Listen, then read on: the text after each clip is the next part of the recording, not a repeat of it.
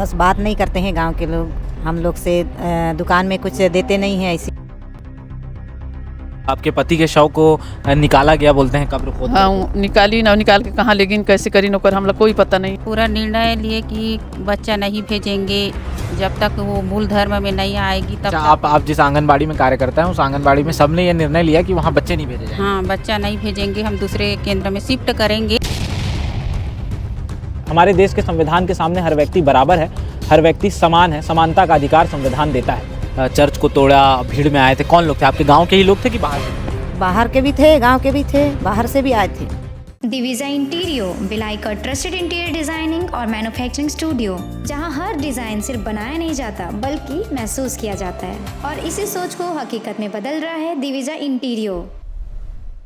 नमस्कार, आप भारतीय मीडिया नेटवर्क देखना शुरू कर चुके हैं और इस समय मैं कांकेर ज़िले में मौजूद हूँ। मेरे साथ आप देख सकते हैं कि कुछ महिलाएं बैठी हुई हैं, इनकी कुछ समस्याएं हैं। चूँकि ये लोग चर्च जाने लगी हैं, ईसाई धर्म में विश्वास करने लगी हैं, इस कारण से इन्हें कई तरह की परेशानियों का सामना करना पड़ रहा है। मेरे इस तरफ एक महिला बैठी हैं जो आंगनबाड़ी कार्यकर्ता हैं।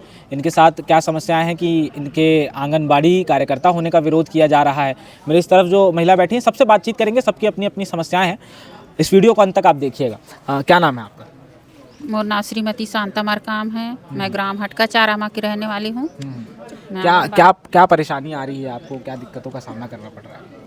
मैं यीशु मसीह को मानती हूँ। मेरे गांव में अक्टूबर माह 10 अक्टूबर को बैठक रखे थे सर्व समाज, और वहाँ बुलाए थे हमको कि बुलाए थे और हम गए थे। तो लोग बोले अब आ जाओ अपने अपने धर्म में, मूल धर्म में।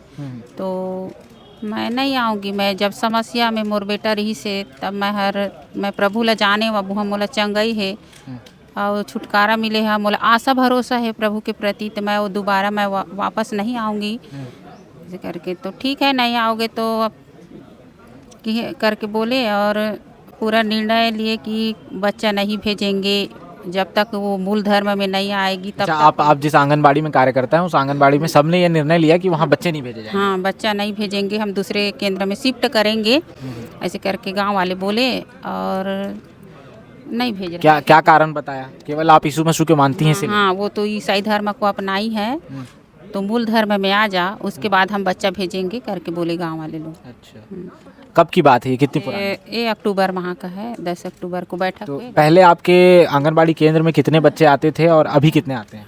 अभी कोई नहीं, पहले तो 12 थे और अभी एक भी नहीं आते हैं। जब से वहाँ बैठक हुआ सर्व समाज का अक्टूबर में, उस माह से नहीं भेज रहे हैं बच्चे। अच्छा, तो इसकी कोई शिकायत आपने करी, कोई मांग प्रशासन के सामने रखी है क्या?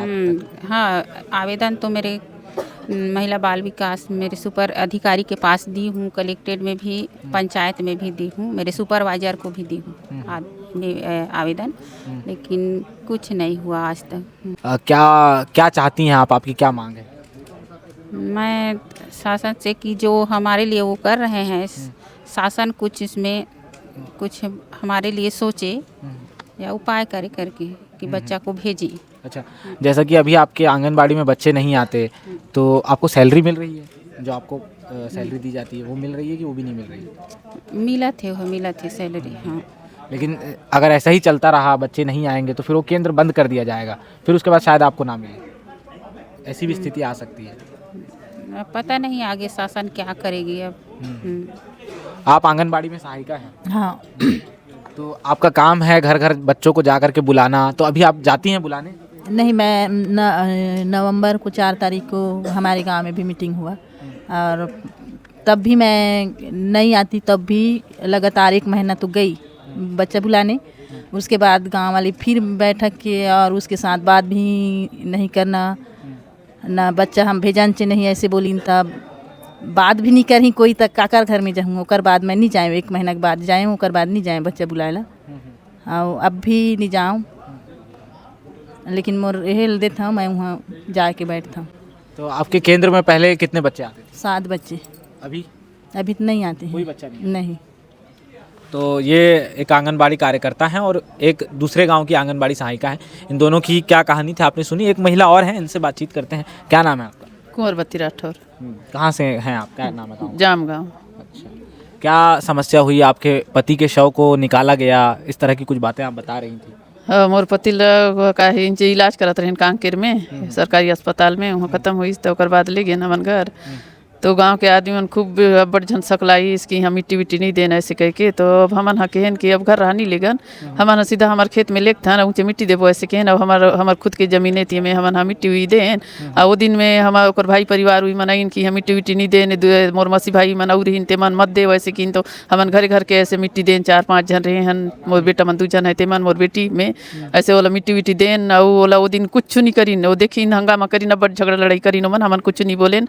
और ओकर बाद में हमन घर चल देन, रात भर रुकी से ओकर दूसर दिन एक जन राकेश नाम के है वो लड़का मोला बताइस कि तुम ला काली कांकेर बुला थे ऐसे कह के। तो हमन कांकेर आयन, मोर मसी भाई मन और इन सब। कौन बुलाया था? यहाँ एसडीएम अच्छा, एसडीएम का नायन और ऊँचे अंदर बैठे तो एसडीएम कल हम लब्बड़ गाली गलौज करी, तुम ला अंदर कर दूँ ऐसे करूँ, बाहर में दे हो ऐसे कह के। तो हमन बोले हमन बाहर में दे नहीं है ना, तुमन कैसे कथो ऐसे कह के। तो नहीं ओमन हा ये देवता है ऐसे है कह के, ओमन हा ये कागज भेजे हैं ये दूसरा के जमीन में दे हो ऐसे बोली। तो नहीं दूसरा की जमीन हो, हम खुद ले वो जमीन ला गड्ढर हिस्से ला हम बरोबर करे वो दिन में छेड़ाखानी करी ना। आज मोर आदमी ला मैं मिट्टी दे हूँ छेड़ाखानी कराते हैं ऐसे कह के। तोर आदमी ला निकाली हूँ हाले कहते तो ओमन कुछ भी करें, बाकी मैं जो मिट्टी दे चुके हूँ मैं कुछ नहीं करूँ ऐसे के हूँ। अभी अब्बड़ छेड़ाखानी करते। किस महीने की बात है ये 5 महीना होते, मैं तो पढ़े लिखे नहीं हूँ, मोला तारीख वारीख के ये नहीं आते। तो उसके बाद क्या हुआ? आपके पति के शव को निकाला गया बोलते हैं कब्र खोद करके। हाँ निकाली ना, निकाल के कहाँ लेकिन कैसे करी नौकर हमला कोई पता नहीं है। वही 2-4 दिन के बाद में हमन घर गए ना, घर गए के और जाके उनजी मिट्टी देती है देखते तो वो जगह खाली है, अभी भी खाली है।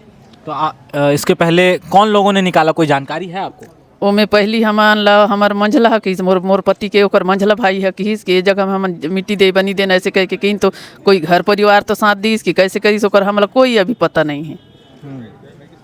तो आपके पति के शव को निकाला गया कब्र खोद करके, उसके बाद उनका शव अभी कहाँ है या इसकी जानकारी तक आपको नहीं है? नहीं है, हमला कोई जानकारी नहीं है। जब ये सब हुआ उसके बाद आप शासन प्रशासन की तरफ मतलब अधिकारियों से मिलने गई, कुछ ऐसा कुछ किया आपने? वो थाना में रिपोर्ट उपोर्ट करवाएं, ओकर बाद में हमन ला नरहरपुर में बुलाए रही से और वहाँ पूछताछ करी इसको निकालिस कैसे करिस ऐसे कह के। तो हमन कोई ला नहीं देखे, हमन मोबाइल में देखे हैं ने ओकर नाम है मला कौन उठा के ले गए कैसे करे, मोबाइल द्वारा देखे हैं, हम कोई चला नहीं जाना ऐसे कह के हमन का नरहरपुर में बताए हैं। क्या चाहती हैं आप, क्या मांग है आप? अभी हमन मांग है अब मिट्टी दे जमीन चाहिए, अब जगह जगह उठा के लिखता है तो कोई मतलब नहीं है। हमला जमीन दे वो जमीन में हमन हाँ मिट्टी दे सकन। क्या नाम है आपका? आप कहाँ से? कांति नेताम जाम गाँव से। जी, आपको क्या समस्या आ रही है आपके गांव में? वहाँ तो अभी बस बात नहीं करते हैं गांव के लोग, हम लोग से दुकान में कुछ देते नहीं हैं ऐसी, और एक जगह देते हैं बोलते हैं, वहीं कई लोग जाते बोलते हैं थोड़ा बहुत अभी देते हैं ऐसे करके, और वहाँ थोड़ा बहुत ऐसी बात कोई नहीं करता ऐसे बोलते हैं। सुन आपके गांव में आपसे कोई बात नहीं करता, क्या कारण है? अब वही है, यीशु मसीह में गए हैं करके छुआछूत मानते होंगे या क्या करते हैं पता नहीं, बात करने से छुआ तो हमारे चर्च को भी बहुत नुकसान किया, मेरे चीज़ को भी, मेरा रसोई का पूरा सामान को फेंक दिए। चावल आप चर्च चलाती हैं? जी, चावल दाल जो सब्जी था, बहुत कुछ सामान था नया नया उसको खरीदे थे, उसको भी पूरा फेंक दिए। कब की घटना है ये? जो दीदी लोग बताई ना, भैया का घटना हुआ ना, उसी दूसरा दिन है, जैसे लाश को निकाले ना उसी दिन है। अच्छा। और बहुत भीड़ में आए और पूरा वहाँ तोड़ फोड़ कर दिए, पूरा सीट वगैरह। कौन लोग थे जो आपके चर्च को तोड़ा, भीड़ में आए थे? कौन लोग थे? आपके गांव के ही लोग थे कि बाहर के लोग? बाहर के भी थे, गांव के भी थे, बाहर से भी आए थे बहुत लोग। अच्छा, तो ये सब करने से पहले आपको कोई चेतावनी, कुछ आपको कहा गया, आपको भी कहा गया क्या कि आप घर वापसी कर लीजिए, लौट आइए, ऐसा कुछ? हमको तो उतना नहीं किए, गांव के लोगों को बोले, मतलब हम लोग क्या है, भानु हमारे भानु के पास है ईरा गांव, वहाँ से हम वहाँ सेवा करते हैं, तो उतना हम लोग को उतना नहीं बोलते हैं बोलने के लिए, लेकिन चर्च के कारण वो चर्च भवन को मतलब दूसरा एक भैया मेरा है बोलते हैं, उसी कारण ज़्यादा ही थोड़ा सा ये कर रहे थे, उस वहाँ से चले जाओ ऐसे करके, नहीं तो मार देंगे ऐसे वैसे करके गाली दे रहे थे, और पिए थे बहुत लोग, इसी कारण है ज़्यादा ही बोल रहे थे।